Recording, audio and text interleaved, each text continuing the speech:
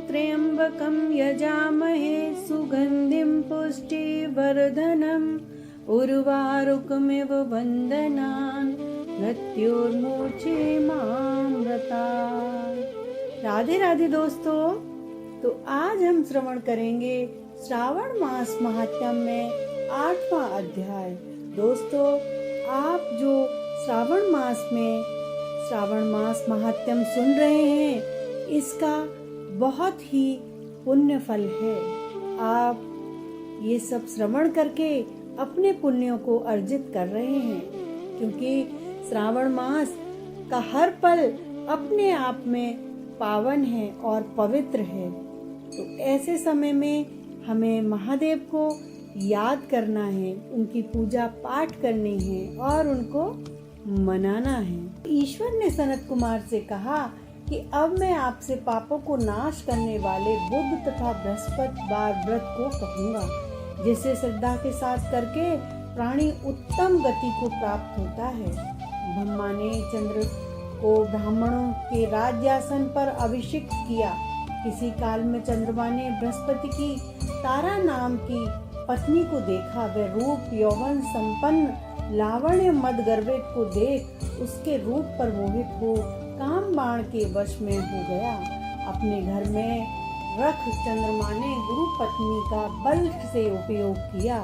इस प्रकार बहुत काल बीत जाने पर उसे एक पुत्र प्राप्त हुआ। वह बुद्धिमान, रूपशाली, सर्व लक्षणों से युक्त बुद्ध नाम से प्रसिद्ध था। बृहस्पति अपनी पत्नी को खोजते हुए चंद्रमा के घर पर गए और चंद्रमा से कहा कि मेरी पत्नी मुझे दे दो। गुरु की स्त्री के साथ तुमने कैसे गमन किया? इस पाप से तुम कैसे छुटकारा पाओगे? बड़े पाप के संयोग में तुम्हारी कैसी बुद्धि हुई? अपने गुरु की स्त्री को मुझे चुपचाप दे दो और प्रायश्चित करके एकांत में पाप से रहित हो जाओ। यदि ऐसा नहीं करोगे तो इंद्र सभा में मैं तेरे इस पाप को कहूँगा। बृहस्पति के यूँ कहने पर भी कलंकित चंद्रमा ने गुरु पत्नी तारा को नहीं लौटाया। तो देव सभा में जाकर बृहस्पति ने इस वार्ता को कहा कि मेरी पत्नी को चंद्रमा ने ग्रहण कर लिया है और वह मांगने पर भी मेरी पत्नी नहीं देता है। हे इंद्र, आप देवराज हैं, आप मेरी पत्नी को आज्ञा से दिला दें, अन्यथा चंद्रमा कृत पाप आपको होगा। इसमें संशय नहीं, क्योंकि राज्य का पाप शास्त्र के निर्णय से राजा को भी भोगना पड़ता है। दुर्लभ का बल राजा है, यह पुराणों में कहा गया है। गुरु की वार्ता सुनकर इंद्र ने चंद्रमा को बुलाया, क्रोध से आज्ञा दी कि हे चंद्र, गुरु बृहस्पति की पत्नी को दे दो। अन्य की पत्नी के संग गमन करना पाप कहा गया है, गुरु पत्नी के संग तो महापाप कहा है। अतः हे चंद्र, गुरु की भार्या को बिना विचारे ही लौटा दो। इंद्र की वाणी सुन निशापति ने कहा, आपकी आज्ञा से भार्या को देता हूँ, पर पुत्र को न दूंगा। वे मेरे से उत्पन्न है, मेरे वैभव से संपन्न है। इस बात पर बृहस्पति ने कहा कि यह पुत्र मेरे से उत्पन्न है।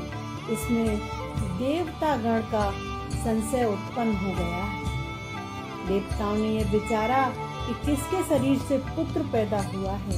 इस वार्ता को तो माता जानती है। देवताओं ने बृहस्पति की पत्नी तारा से पूछा कि किसके द्वारा गर्भ है।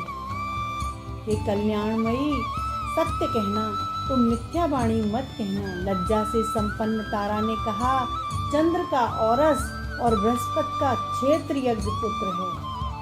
आप लोग इसे सुयोग्य जाने। ऐसी वाणी सुन देवताओं ने सास से विचार किए कर उस बुध के लड़के को चंद्रमा को दिया। इससे गुरु को खिन्न भाव हो गया। चंद्रमा से कहा कि हे चंद्रमा, तुम घर जाओ, ये पुत्र तुम्हारा है। चंद्रमा तथा बृहस्पति पुत्र पर यह ग्रह होगा, ये आचार्य और भी शुभ वर को ग्रहण करो। जो प्राणी दोनों का मिलकर एक साथ व्रत करेगा, उसे सब सिद्धियों की प्राप्ति होगी। यह सत्य है। इसमें संशय नहीं है। शंकर के प्रिय श्रावण के महीने के प्राप्त होने पर बुध और गुरुवार के दिन जो अर्चना करेंगे उनके खजाने धन पुत्र पौत्रादि से भरे रहेंगे। नैवेद्य दही भात से दोनों मूर्तियां खिलनी चाहिए। स्थान भेद से फल भेद होता है। जो मूर्तियों को झूले में रखकर अर्चन करता है वह दीर्घायु तथा संपूर्ण गुणों से युक्त पुत्र प्राप्त करता है। जो प्राणी खजाने में मूर्ति को रखकर यदि अर्चन करेगा तो उसके खजाने की अभिवृद्धि होगी तथा उसका क्षय नहीं होगा। पाकशाला में रखकर अर्चन करने वाले से पाक वृद्धि और देवागार में रखकर अर्चन करने वाले से देव की दया होती है। शयन गृह में रहकर अर्चन करने वाले से स्त्री का वियोग कभी नहीं होता है। धान्य घर में रखकर अर्चन करने से धान्य की वृद्धि होती है। इस तरह यथा स्थान में उसका फल प्राप्त होता है। 7 साल व्रत करके उद्यापन करें। पहले रोज अधिवासन कर विधि द्वारा अर्चन करें। सोने की प्रतिमा का निर्माण विधि द्वारा अर्चन करें। 16 उपचार तथा अर्चन कर होम करें। तिल घी तथा खीर प्रज्वलित अग्नि में दें। चिड़चिड़ा तथा पीपल की समिधा से होम कर पूर्ण आहुति करें। मामा तथा भांजे को अच्छा भोजन कराकर अन्य ब्राह्मणों को भोजन कराएं। स्वयं भी भोजन करें। इस प्रकार 7 साल तक व्रत करने वाला व्रती सब इच्छाओं को प्राप्त कर लेता है। सनत कुमार ने शंकर जी से कहा कि हे भगवान, आपने जो मामा तथा भांजे को भोजन कराओ ऐसा कहा, इसके कारण को कहें। ईश्वर ने कहा कि हे सनत कुमार, पहले के समय में मामा और भांजा दोनों दारिद्र थे। वे दोनों भोजन के लिए घूमते हुए थक गए। किसी सुंदर नगर में वे दोनों धान्य मांगने के लिए गए। उन्होंने प्रत्येक मकान में श्रावण महीने में उसी व्रत को देखा।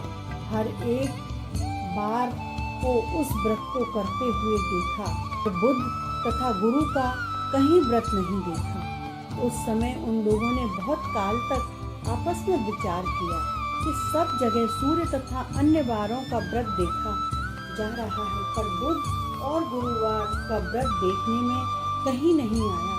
अतः हम दोनों क्यों न बुध तथा गुरु व्रत करें, क्योंकि किसी ने इस व्रत को नहीं किया है। व्रत है, इसे सादर करें। पर व्रत विधान न जानने से फिर दोनों संशय संपन्न हो गई।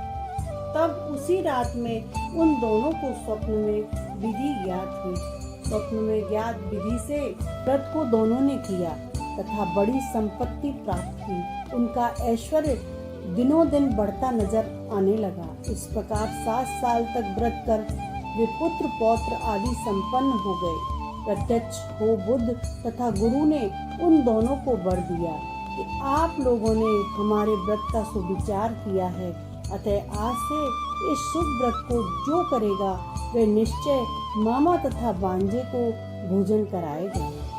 तो इस प्रकार 8वां अध्याय संपन्न हुआ। कल एक नए अध्याय के साथ हम आपको नई कथा श्रवण कराएंगे। तब तक के लिए हर हर महादेव, हर हर महादेव। चैनल को लाइक करें, शेयर करें, सब्सक्राइब करें।